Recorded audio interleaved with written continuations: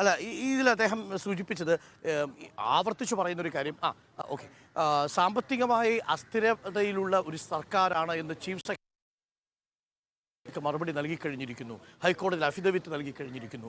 ആ ഒരു അവസ്ഥയിലുള്ള സ്റ്റേറ്റ് ആണെന്ന് ഓർമ്മിക്കണമെന്ന് ഇടയ്ക്ക് പറയുന്നുണ്ട്. അതിപ്പോ അദ്ദേഹം പറഞ്ഞല്ലോ, കേരളത്തിൽ ഒന്നുമില്ല, ആകെ മദ്യം വ്യവസായം. ഇപ്പൊ റിസർവ് ബാങ്ക് കഴിഞ്ഞ ദിവസം ഈ നമ്മുടെ 23 ബഡ്ജറ്റിനെ അടിസ്ഥാനപ്പെടുത്തിക്കൊണ്ടുള്ള സ്റ്റേറ്റ് ഓഫ് ഫിനാൻസ് റിപ്പോർട്ട് ഇറക്കിയിട്ടുണ്ട്.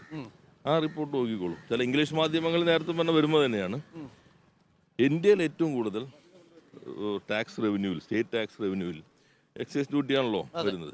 മദ്യമുള്ള യു പിയിൽ അദ്ദേഹത്തിന്റെ സംസ്ഥാനത്താണ് 22%, കേരളം 3.5%. ഇന്ത്യയിലെ ആദ്യത്തെ സംസ്ഥാനങ്ങൾ ഏറ്റവും പുറകിലെ സംസ്ഥാനങ്ങളിലെ കേരളം വെക്കുന്നത്.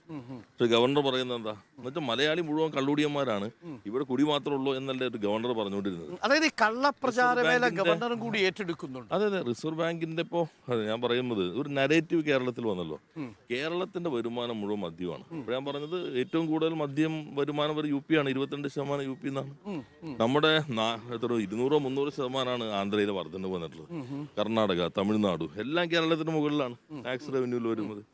അപ്പോ അത്തരം യാഥാർത്ഥ്യങ്ങളൊന്നും നോക്കാതെ എന്തോ പുലമ്പിക്കൊണ്ടിരിക്കുന്ന ഒരാളായി അദ്ദേഹം മാറുന്നു. ഇന്നിപ്പോ കേരള വിരുദ്ധ മുന്നണിയുടെ ഞാൻ നേരത്തെ പറഞ്ഞല്ലോ, കേരളത്തിനെതിരെയുള്ള പ്രചാരവേലയുടെ ഒരു വ്യക്താവായിട്ടാണ് അദ്ദേഹം നിലകൊള്ളുന്നത്. ഒരു കാര്യം കൂടി, ഇന്നിപ്പോൾ നവകേരള സദസ്സ് കൊല്ലത്തെത്തുന്നു, പ്രതിഷേധം കനക്കുമെന്നാണ് ഞങ്ങൾക്ക് കൂടി കിട്ടിയിരിക്കുന്ന റിപ്പോർട്ടുകൾ.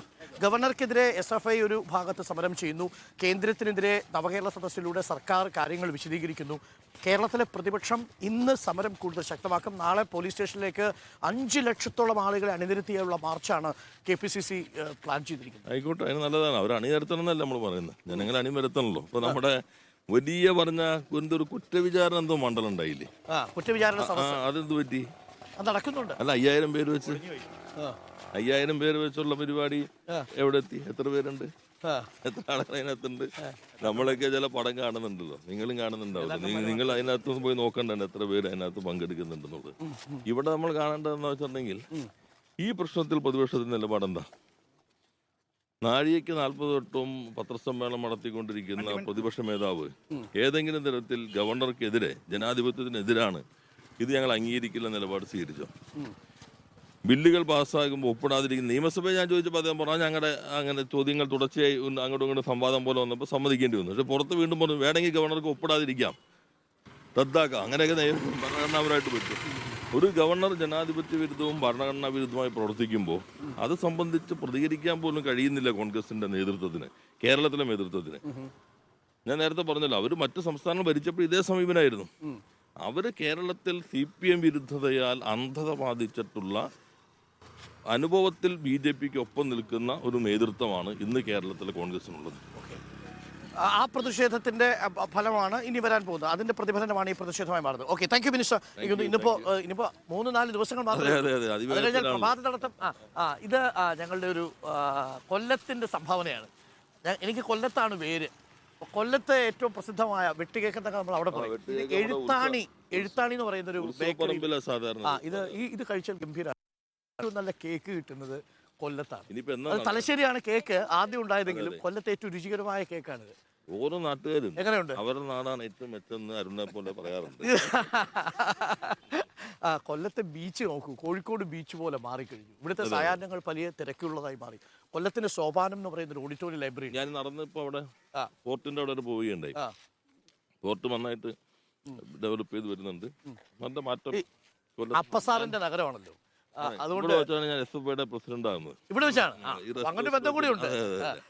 അപ്പൊ അന്ന് ഞങ്ങൾ ഈ റെസ്റ്റ് ഹൗസിൽ താമസിച്ചിട്ടാണ് സമ്മേളന നടപടികളെല്ലാം. അതൊക്കെ കൊല്ലം എത്രയോ മാറിപ്പോയിക്കൊണ്ടിരിക്കും. അത് കാപ്പൽ സാറിന്റേതാണ്, ശോഭിക്കുന്നവരുടെ. ഞാൻ കൊടുക്കാം. ഇവിടെയുണ്ട്. ഇത് കൊല്ലത്തിന്റെ പ്രത്യേകതയുള്ള കേക്കാണ്. കൊല്ലത്തെ അപ്പൻ സാറിന്റെ സാഹിത്യ രുചിക്കൊപ്പം ചേർത്ത് വെക്കാൻ പറ്റുന്ന ഒന്നാണ്. ശോഭിക്കണം. ശോഭിക്കും. ഇഷ്ടമാണ്.